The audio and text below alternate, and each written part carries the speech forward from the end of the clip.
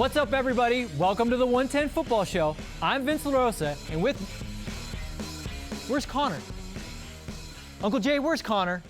Oh, you got to check this out, bro. I'm going to text it to you right now. Look. Vamos! My guy Connor was all fired up. Now he's going to be a meme, and maybe one day he'll be a crypto, and I'll be a billionaire.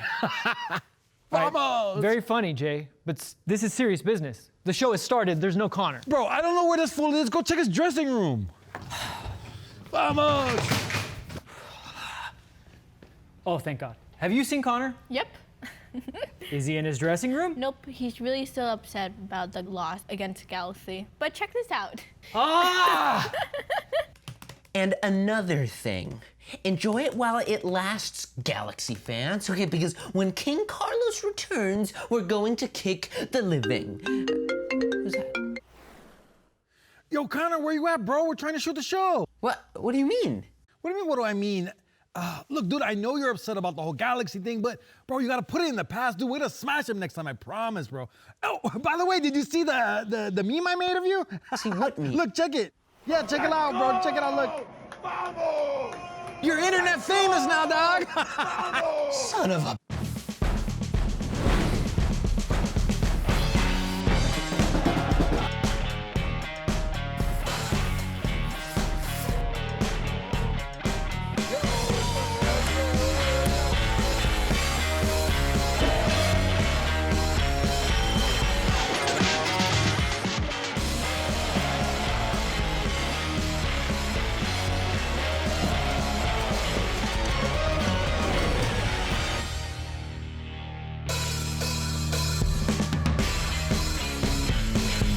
Hey, let's try this again, everybody. Welcome to the 110 Football Show. I'm Vince LaRosa, and finally joining me is Connor Kalopsis. Hey, you took that loss pretty hard, buddy. You okay now? You know, Vince, I can forgive, but I can never forget. You know, that one hurt really bad. And, you know, maybe even worse because we were there in person. Yeah, that's way too dark for a 17-year-old to be talking like that. But maybe you'll grow out of it. Will I? God, I hope so. Why don't we check out the highlights of the match? You can look away if you want. Do we have to? Okay. Let's get right into it. LAFC versus... I'm not gonna say it. What do we think about Rossi's hair here? Is that a mullet? It's kind of a mullet. I like it. Don't like it. I don't like it. You don't like it? Oh, I'm looking seafood. next Oh my haircut God, for you. that was a crunching tackle. Didn't know Aaron Donald played for the Galaxy. Oh, No? offside? Offside? That's gotta be offside, right? No VAR though, so. No, there was VAR. They just weren't doing their job. It wasn't clear and obvious, Vince. Whatever. 32nd minute, let's see what we have here. Oh, this gotta be a goal, right? Cracker. Oh, the name's Bond. Jonathan Bond. Where'd they find this guy? Somewhere in England, I think. Couldn't cut it there, so he came to Los Angeles? That's an upgrade. That is an upgrade. I will say that. I would like that a lot. This was so pretty. By the way, this highlight can't be as long as it should be, but there was like a 20-pass sequence for this. Oh, that's fine. I mean, come on. It's all in the mullet, I think. All in the mullet. All in the mullet. Hashtag mullet power. Start using it, America. And from there, they went on to victory. Right? Oh. I hope so, right? That's Wait, how there's the more? script is. Oh, Mario? Clear it. Little fun Hey, just clear footwork? it. Oh, Uh-oh. God. He's not Neymar. Oh, He's not geez. Neymar. I think he thought he Count was the Neymar. megs on this. There's another Uh-oh, one. through And Tristan's legs. in the back of the net. Come on now. What is that? Mark up? Or what? No, just kick the ball out of bounds. Oh my Do goodness. anything but what you did there. What is that he would do- be great. I don't like Especially that. how late in the game it was. What's it? Oh, God. my Hey, not God. safe for work, bro. Dude, put on a Should shirt. have told me. Got a tattooed like a divorced lady on a single night out. What are you talking about? You know what I'm talking about. You know, oddly enough, after watching it again, I'm starting to feel better. You know, as long as we're done talking about the Galaxy stuff. You know what, Connor? Why don't you take a walk with me down to the fan cave and we'll talk about it. But in the meantime, Uncle Jay, could you tell everyone what's coming up on the show? Oh, yeah, Vince, you know I got you, bro. We're going to give Connor and Vince the keys to LAFC.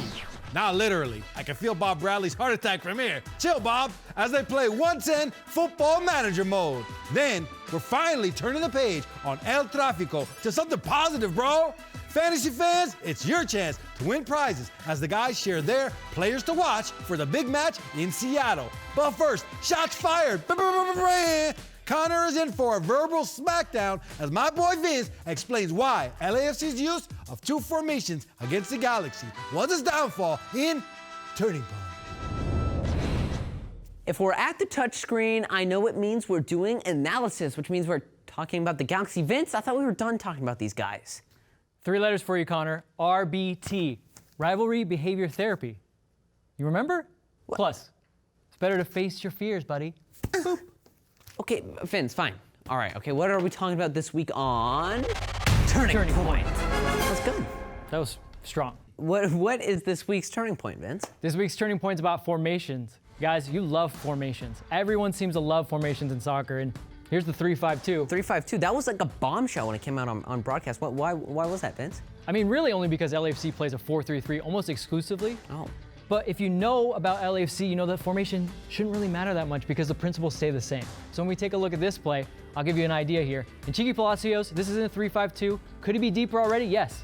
What he really should have done is hit that run with timing, pace and timing, because Julian Araujo was eating him alive. Okay. Second play, and Cheeky, I apologize, I'm picking on you, but it's because Bob said you probably could have gotten some more advantages here on Araujo. So let's let this run for a second. In this second principle here, and let's stop it right here. The second principle here, so we've already talked about how you need to get into the dangerous spaces, recognize them. This is about already being in the spaces correctly. Yeah.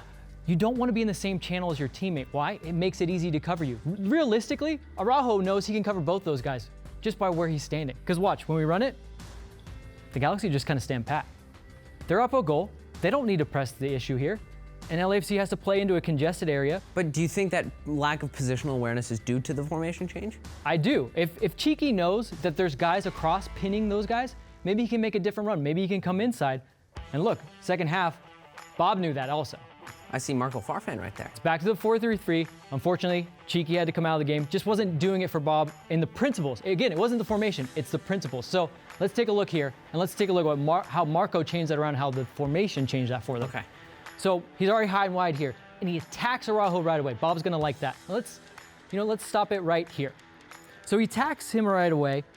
That gets the Galaxy thinking, right? They're thinking they're gonna move the ball fast, but the 4-3-3, this is what it really does. 3 attackers up top. You fill in the channels just so nicely. The spacing here is great. I mean, even here, everyone is engaged. Everyone's ball watching. Basically, the Galaxy know they're in a little bit of trouble here. And we let it run.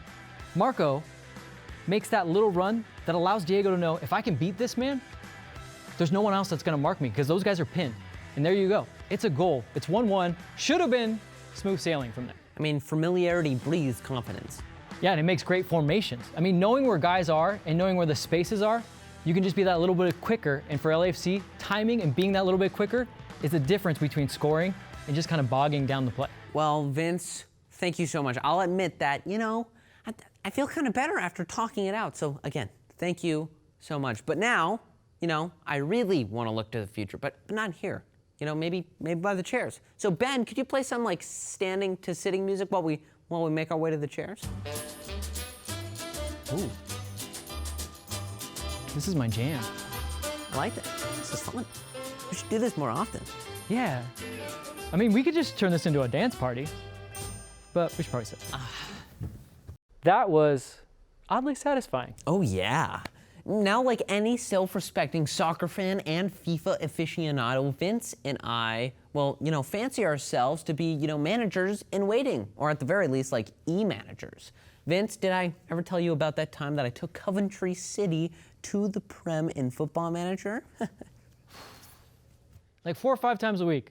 Oh, good. Then you know my managerial prowess, and soon our viewers will too. Okay, we've got a new segment called 110 Football Manager Mode. It's exciting. We're at a point in the season when big decisions need to be made, and we're just the guys to do it, virtually. Vince, please do the honors in playing LAFC manager for the first question. I'll do my best, Bob Bradley. Let's see. Hey, boss. Since making his debut against Seattle, Marco Farfan has continued to impress. His introduction at left back in the Galaxy match really turned things in our favor. We think he's in line for a start in place of Cheeky Palacios against Seattle. What do you think? This is a tough one because I'm not big on dropping players, but we saw a little bit of Cheeky's tape, And we saw a little bit of Marco. Marco's been really good. He's brought a lot of energy to the team.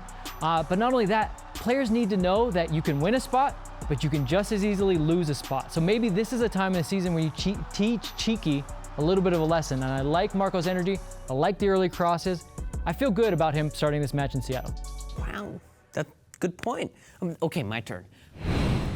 Question 2. Hey boss, after being almost exclusively a team that plays 4-3-3, we've tried a variety of different formations this season to varying degrees of success. Some of the changes have been forced on us with key injuries to attacking players. Looks like we're still a week away from being at full strength. What formation should we train this week?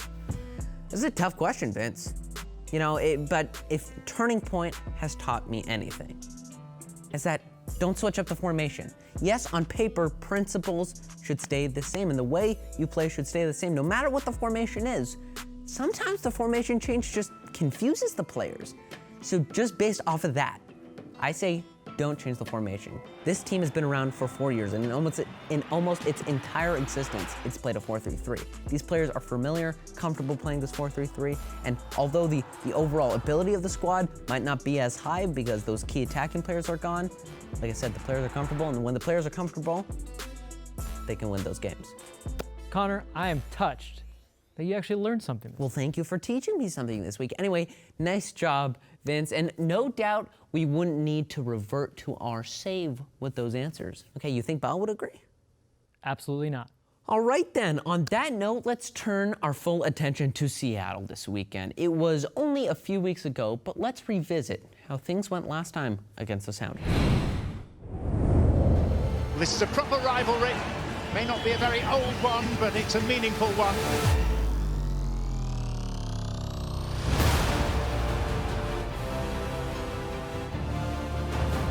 And Edouard Atuesta takes advantage. Brilliant execution.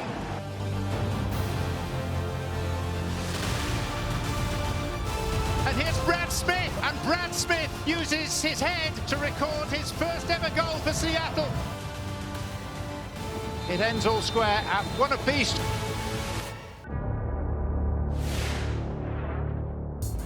I know we're all upset about the slow start for LAFC, and you should be. And losing to the LA Galaxy is a bitter pill to swallow. You never should like that. But this is Major League Soccer, whether you like that or not. It's a forgiving league. It's not how you start, it's how you finish. We have a playoff, and nobody knows that any better than the Seattle Sounders. In 2016, when they won their first MLS Cup, they lost as many games as they won, finished 4th in the West, finished the job. When they beat us in 2019, slow start, but they were there at the end. The Timbers finished 5th in the West in 2018, made MLS Cup. So while you got to get out of this funk at some point, and Sunday in Seattle would be a great place to do it, you don't get crazy. This is why you don't rush back Carlos Vela too early, because you want to get going. It's a long season. But let's get it started Sunday in Seattle, and we will be there. By the way, I am seated under a ceiba tree, a very powerful plant. The tree of the gods. So we can get that good energy and bring it to Seattle with us. We'll see you there. Thanks, Max. Here's to hoping Seattle's hot start is a sign of bad things to come. Definitely. Now that we have Seattle firmly in our sights, it's your chance to win some prizes in this week's Players to Watch. Hey Connor, how did you do last week? Well, about as good as LAFC did against the Galaxy. You almost doubled my score, you know, by that's a lot. But it brings me a lot of joy knowing that one of our viewers beat you, haha.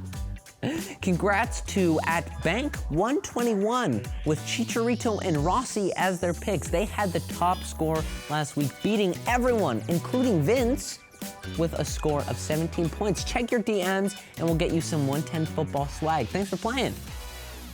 Beginner's luck, but congrats. This week won't be so easy though, because I've got 2 for sure winners. Oh. My picks this week, Raul Ruidiaz of the Seattle Sounders. Why? Because he's almost as hot as Chicharito. He's got 5 goals this season. You would have thought that Chicharito ran out to a 5-goal head start, no one would catch him. Ruidiaz right behind him. Plus, he loves scoring against LAFC. And my other pick, I'm rolling with Diego Rossi, staying with the hot hand. I think he's in better shape than he was when he started out. He's got his first goal. That's going to open up the dam, and I'm going to win this week. Oh, wow. You're very confident. I'm just gonna roll right into my picks, Vince. First one, a bit of a weird one. Brad Smith, a defender. He scored on us last time out. Not so good. But he's a player that provides much needed width in this Seattle team. Also, he provides a lot of attacking support. That's why I think, he can whip him some crosses and maybe get a couple assists, maybe even a goal. Like I said, he did that last time out. Okay, anyway. Mark Anthony Kaye is my LAFC player to watch. Yes, he's not a goal-scoring machine, but he loves dropping assists against Seattle. And he's got a lot to prove after his consistent injury problem in 2019. And, I think he was the best player on LAFC's team against the Galaxy. So that's why he's my player to watch this week. Remember, each week is your chance to win prizes. All you have to do is send us your 2 picks, one player from each team before kickoff. And if you beat us, okay, you've got some cool stuff heading your way. Vince, I can't believe you lost. Aren't you supposed to be like an expert or something? Hey, how did your picks turn out? Never mind that, okay, because right now we've got players talking about what superpower they'd rather have in another edition of LAFC Class of 21. Would you rather be able to fly, be invisible, or read people's minds? Read people's minds.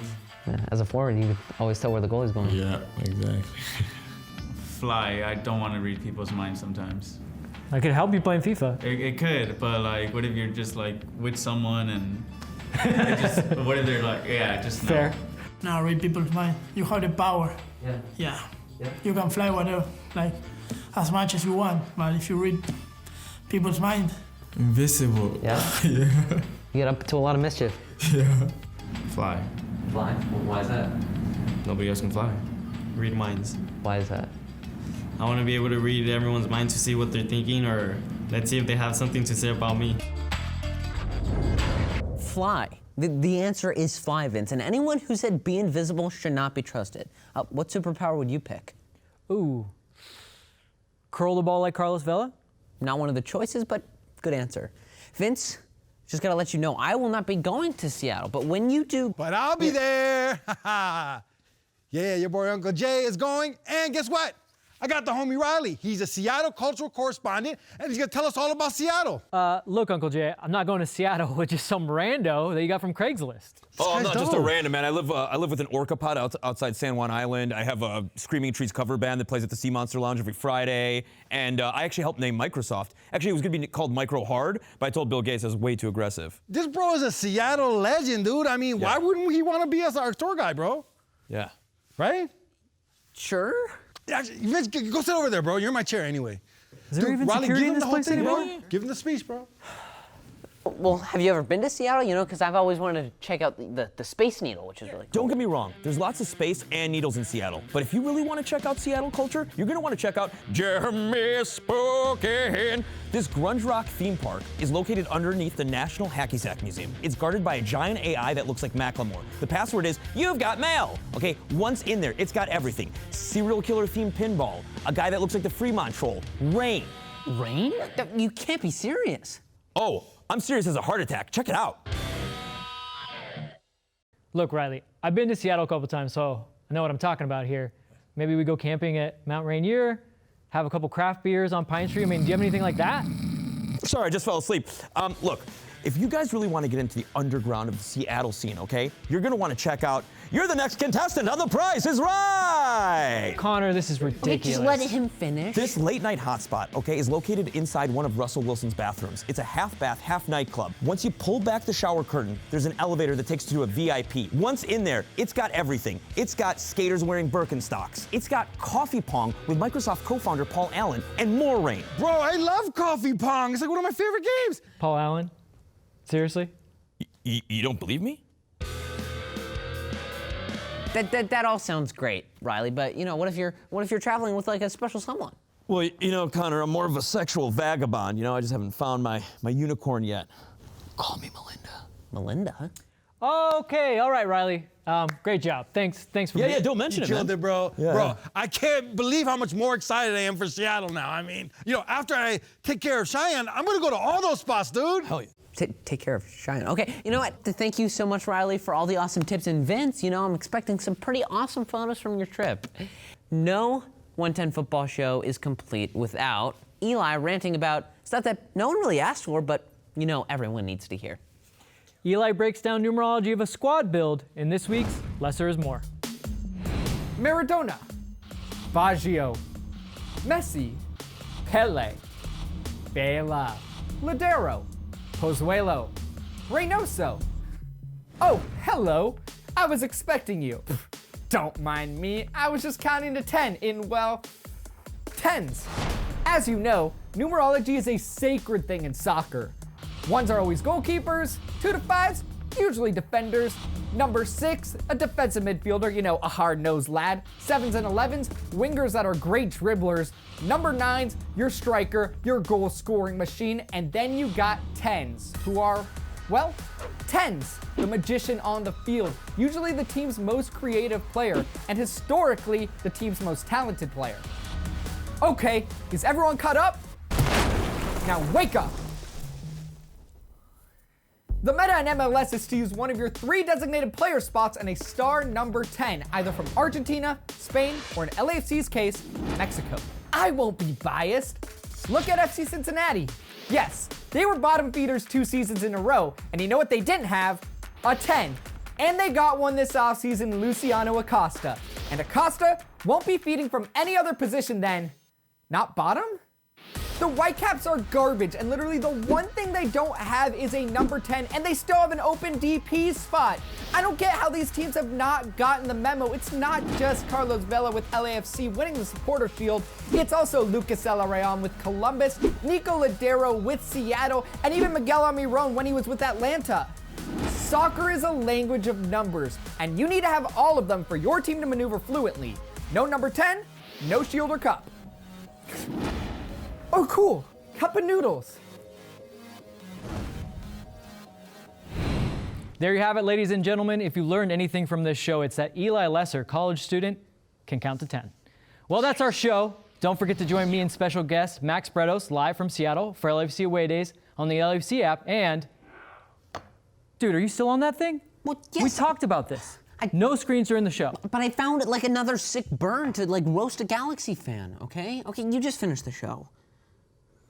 Please tell me you won't be on that thing the entire time we're gone. Ugh. Like I said, that's our show. In addition to Away Days before the match, join Max and I immediately following the game for instant reaction from Seattle. Oh, and Jay, you're confirmed. You're on the plane, buddy. Yes, bro, this is gonna be amazing. I've never been to a Sounders game. It's on my bucket list. Okay. I know I'll see you all next week. Hopefully Connor is out of his Reddit rabbit hole. Bye, everyone. Bye, guys. Screw you, Galaxy. God. They think they're so smart. They think they're so smart saying trash about my team. Oh, I'll show them. I'll show them. Yeah. This is great. We love this. What did you do? Raul, I can barely say his name right. He grunts in dissatisfaction.